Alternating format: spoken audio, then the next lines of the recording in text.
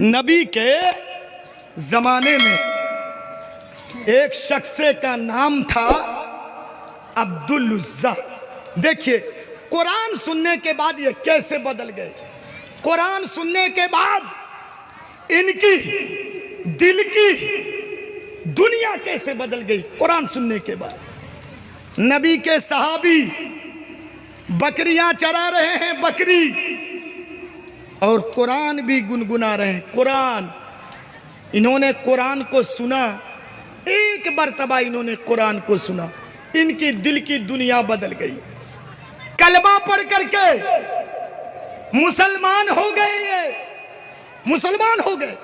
और जब मुसलमान बन गए तो चचा के पास गए। सुनिएगा, गौर करके सुनिएगा, अगर इस वाक़े से किसी को इबरत मिले तो ये खुशनसीबी है मेरे भाइयों, खुशनसीबी है। सुनिएगा, दिल की दुनिया बदल गई। चचा से जाकर के कहने लगे, चचा मैंने इस्लाम कबूल कर लिया है। कहे, मेरे परमिशन के बगैर तुमने कैसे इस्लाम कबूल कर लिया। कहा, चचा मैं इस्लाम कबूल करूंगा तो आपकी परमिशन की क्या जरूरत है। कहा, नहीं नहीं, परमिशन तो तुमको लेनी पड़ेगी। कहा, नहीं लेता, मैं इस्लाम कबूल मैंने कर लिया है, आपकी परमिशन की कोई जरूरत नहीं है। कहा, क्या इरादा है। कहा, नबी से मुलाकात करने जाऊंगा। कहा, अच्छा, बड़ी अच्छी सोच है तुम्हारी, बड़ी अच्छी सोच है। सुन जरा, रुको, ठहरो, ये जो कुर्ता तुमने पहन के रखा है ना, ये मेरी कमाई का है, मैंने तुमको दिया है। चल पहले कुर्ता उतार के दे दे, उसके बाद जाना नबी से मुलाकात करने।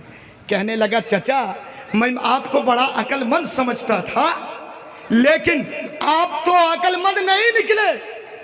ये कुर्ता मांग रहे हैं आप, मैंने तो आपका काम कर दिया है। बकरियां चराई है हमने, आपके घर में मैंने काम किया है, तब जाकर के आपने कुर्ता दिया है, आपने लुंगी दी है। कहा, नहीं सुनता, पहले कुर्ता उतारो, उसके बाद जाना नबी के पास। सुनिए मेरे भाइयों, अब्दुल उज़्ज़ा ने कुर्ता उतार के चचा को दे दिया, फेंक दिया। लो चचा, इस्लाम के सामने, कुरान के सामने, हदीस के सामने इस कुर्ते की क्या कीमत है। नहीं लेता मैं इस कुर्ते को। कुर्ता दे दिया।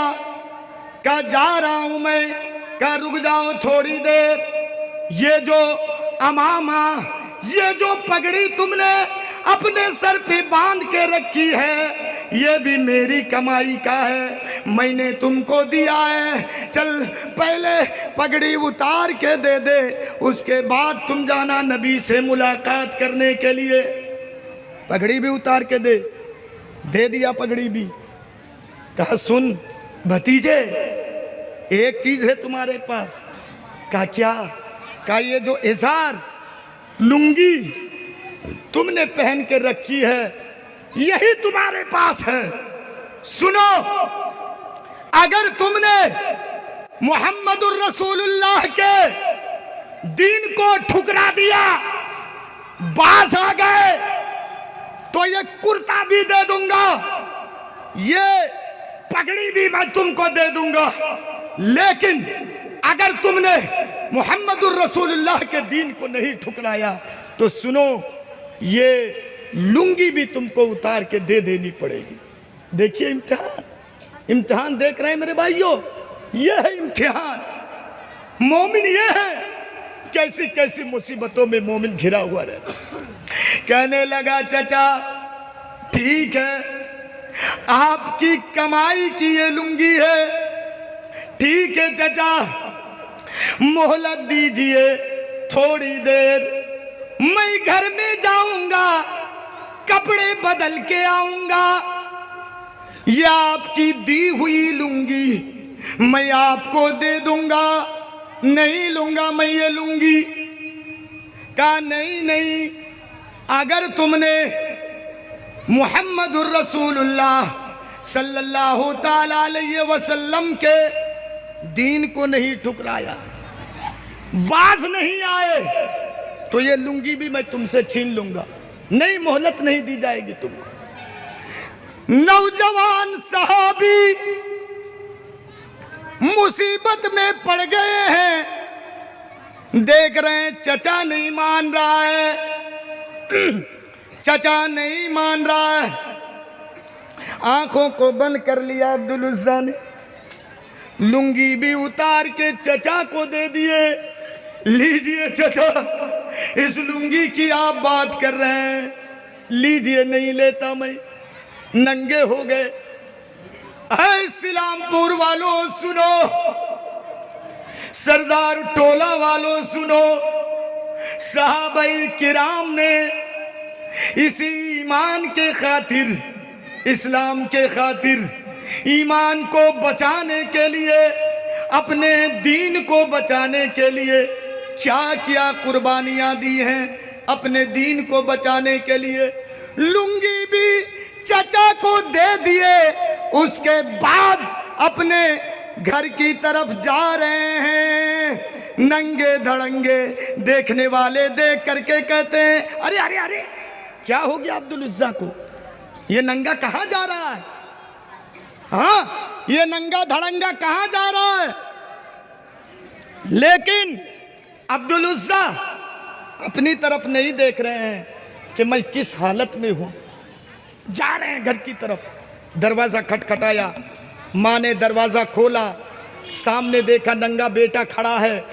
माँ ने दरवाज़ा फटाक से बंद कर दिया और माँ ने कहा, बेटा ये हालत तुम्हारी किसने की है?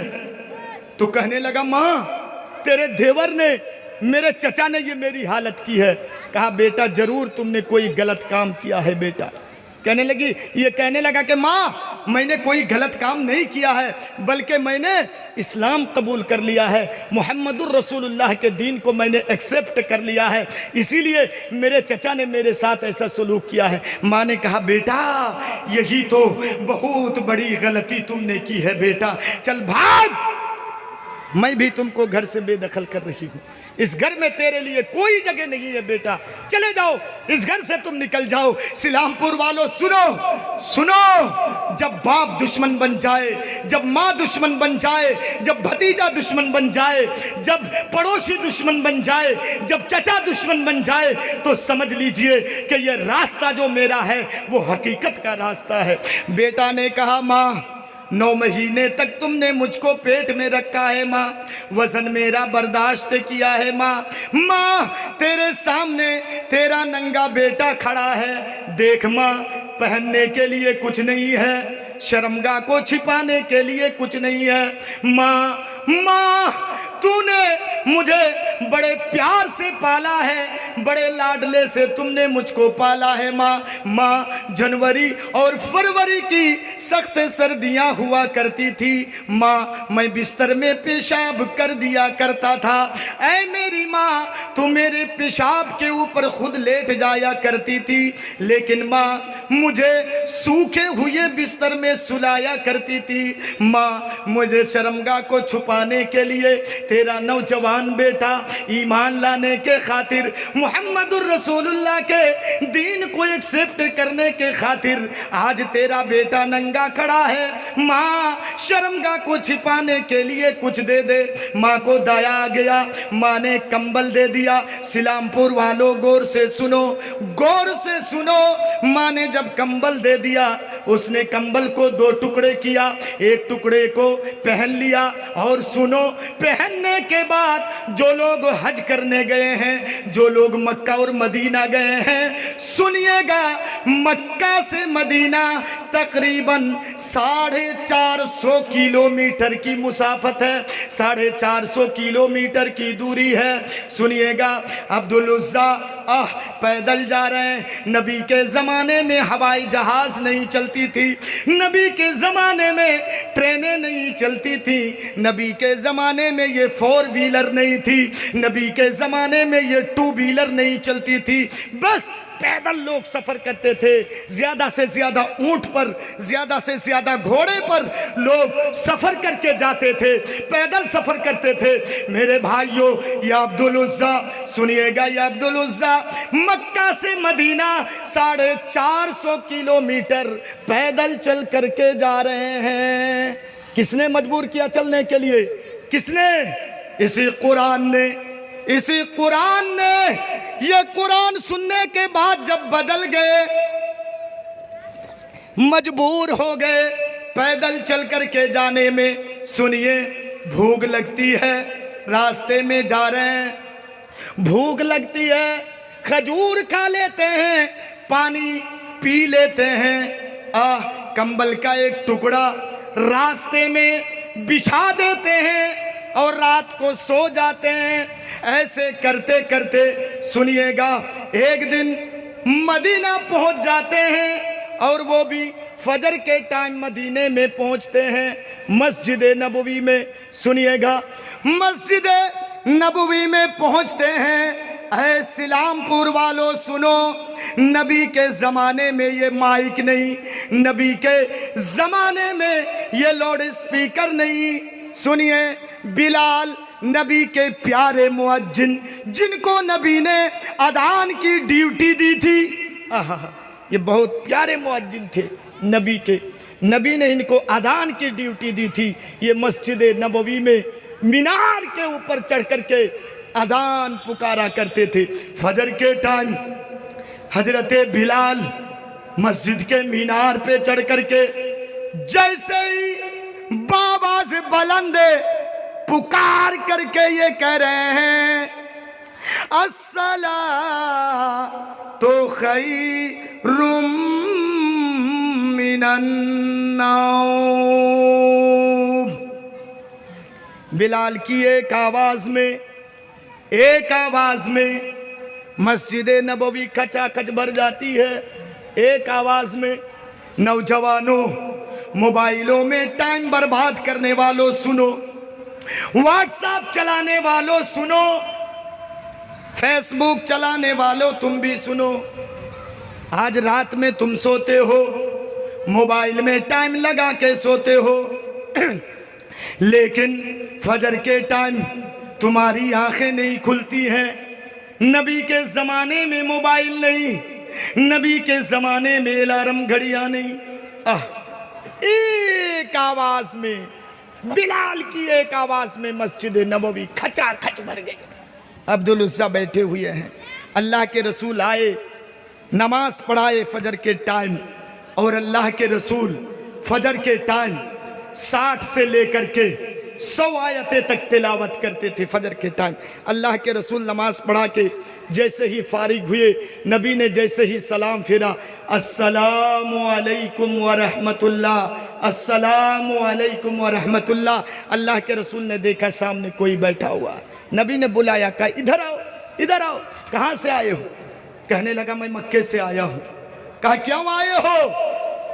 कहा अल्लाह के रसूल, पूरी दास्तान सुना दी अब्दुल उज़्ज़ा ने कि मेरे चचा ने मेरे साथ ऐसा सुलूक किया है, इसी ईमान के खातिर, कुरान के खातिर, इस्लाम के खातिर, ईमान बचाने के लिए मैंने ऐसा किया।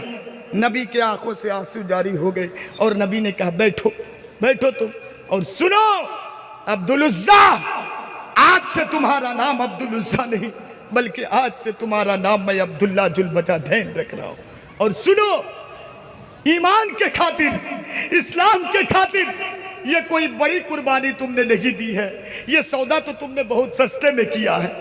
अरे इसी ईमान के खातिर, इसी इस्लाम के खातिर मेरे सहाबाओं ने अपनी गर्दनें तक कटवा दी है। रहो मेरी मस्जिद में, कुरान सीखो।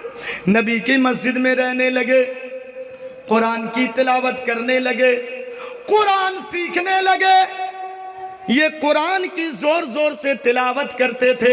एक मर्तबा हजरत उमर ने डांटा भी, कहा कुरान की जोर से तिलावत करते हो, हम नमाज पढ़ते हैं, नमाज में हमारी डिस्टर्ब होती है, कुरान आहिस्ते से पढ़ो। नबी ने कहा नहीं, छोड़ो इनको, कुरान इनको तेजी से पढ़ने दो, जोर आवाज में। ये इसलिए पढ़ रहा है क्योंकि ये कुरान को सीख रहा है। कहीं सुनने वाला अगर ये गलती करे, कहीं गलत पढ़े, तो सुनने वाला उसको टोक दे, इस नीयत से वो पढ़ रहा है, इसको पढ़ने दो। कुरान पढ़ने लगे। इतने में सुनिए सिलामपुर वालों, इतने में लड़ाई का मौका आ जाता है, जंग का मौका आ जाता है। अब्दुल उज्जा या अब्दुल्ला नबी से जाके कहते हैं, अल्लाह के रसूल मेरे लिए दुआ कर दीजिए, मैं जंग के मैदान में जाऊं, लड़ूं काफिरों से, मैं काफिरों को कत्ल करूं, काफिर मेरे गर्दन के ऊपर तलवार चलाए, मैं शहीद हो जाऊं, बेगैर हिसाब व किताब के मैं जन्नत में चला जाऊंगा। सुनिए मेरे भाइयों, नबी अकरम दुआ कर रहे हैं, ऐ अल्लाह मैं अब्दुल उज़्ज़ा की खून को काफिरों के लिए हराम करार दे रहा हूं। किसी काफिर की तलवार जैसे अब्दुल उज़्ज़ा के गर्दन, अब्दुल्ला के गर्दन पे ना चले, मैं हराम कर रहा हूं, किसी की तलवार ना चले। अब्दुल्ला ने कहा, अल्लाह के रसूल ये आप उल्टी दुआ कर रहे हैं, दुआ तो ऐसे करना चाहिए कि मैं शहीद हो जाऊं, जन्नत में चला जाऊं, लेकिन आप तो दुआ उल्टा कर रहे हैं। अल्लाह के रसूल ने कहा, कोई बात नहीं, जंग के मैदान में निकल जाओ, निकल जाओ जंग के मैदान में, जिस हालत में भी तुम्हारी मौत होगी तुम शहीद माने जाओगे। ये जंग के मैदान में निकल गए, रास्ते में जाने लगे, रास्ते में बीमार पड़ जाते हैं, बीमारी शिद्दत इख्तियार कर लेती है। ऐ मेरे भाइयों, प्यारे भाइयों, कुरान सुनने वालों, और रास्ते ही में इनका इंतकाल हो जाता है। जब ये इंतकाल कर जाते हैं, सुनिएगा, अल्लाह के रसूल कहते हैं कि अरे अपने भाई के लिए कफन दफन का यहीं पे इंतजाम करो, यहीं पे बंदोबस्त करो अपने भाई के लिए। कब्र खोद के तैयार कर दी जाती है। तैयार करने के बाद अल्लाह के रसूल खुद कब्र में उतरते हैं, और उतरने के बाद अल्लाह के रसूल कहते हैं, आहिस्ते से अपने साथी की डेड बॉडी को आहिस्ते से मेरे सुपुर्द करो। सहाबाए किराम अल्लाह के रसूल के हाथों पे देते हैं। अल्लाह के रसूल अपने मुबारक हाथों से अब्दुल्ला की लाश को, डेड बॉडी को कब्र के अंदर रखते हैं, और रखने के बाद मेरे भाइयों, पटरा उटरा देने के बाद, मिट्टी देने के बाद नबी की निगाहें आसमान की तरफ उठ जाती हैं, और अल्लाह के रसूल क्या दुआ करते हैं, ऐ अल्लाह जब ये तेरा बंदा मक्का से मदीना आया था तब मैं इससे खुश था, ऐ अल्लाह जब ये मेरी मस्जिद में रहने लगा तब भी मैं इससे खुश था, ऐ अल्लाह जब ये जंग के मैदान में निकल गया तब भी मैं इससे खुश था, ऐ अल्लाह जब ये बीमार पड़ गया तब भी मैं इससे खुश था, ऐ अल्लाह जब ये इंतकाल कर गया तब भी मैं इससे खुश था, ऐ अल्लाह जब इसको मिट्टी दी जा रही थी तब भी मैं इससे खुश था, ऐ अल्लाह जब मिट्टी दे करके मैं फारिग हो गया अब भी मैं इस बंदा से खुश हूँ। ऐ रब्बुल आलमीन, ऐ सारी कायनात के मालिक, तू भी इस बंदे से खुश हो जा, तू भी इस बंदे से खुश हो जा, तू भी इस बंदे से खुश हो जा। इतना कहना था कि अब्दुल्ला इब्ने मसूद बैठ गए और कहने लगे, हाय रे अब्दुल्ला, तेरे नसीब का क्या कहना, आकाश आज तेरी जगह पे मैं होता, मैं मर जाता, अल्लाह के रसूल मेरे डेड बॉडी को कब्र में रखते और अल्लाह के रसूल मेरे लिए दुआ कर देते तो मेरी नसीब खुल जाती। सिलामपुर वालों, कितनी बार इन्होंने कुरान को सुना था, कितने बार, एक बार कुरान सुनने की ये हालत है कि दिल की दुनिया बदल जाती है। हम कैसे मोमिन हैं, कैसे मुसलमान हैं, कैसे ईमानदार हैं कि दसियों जलसे अटेंड करते हैं लेकिन हमारा ईमान नहीं बदलता है, हमारी मस्जिदें फुल नहीं होती है, हमारी मस्जिदें नहीं भरती हैं।